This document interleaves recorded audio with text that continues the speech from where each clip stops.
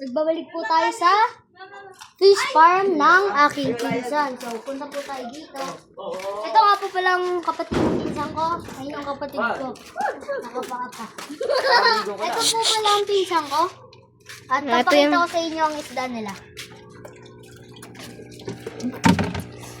Kung hindi nyo po alam tawag dyan, ang tawag po dyan ay hammerhead shark.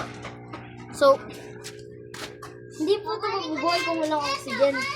Kaya, yun lang. Magay ka naman sa vlog. Ano po?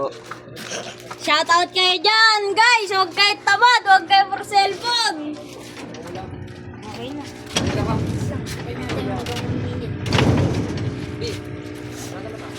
Ayan po ang Ernest shark. Kumakain po yan kita ng pellets. Bawal po siya sa maliliit na isda. Lalaki po yan. Akala nyo po hindi yan maliit. Lalaki po yan. Ang laki niya po kasi ay ganyan ang kalaki yun. So, huliin natin. Medyo malikot sila eh. Ay, napakabilis po nilang gumalaw.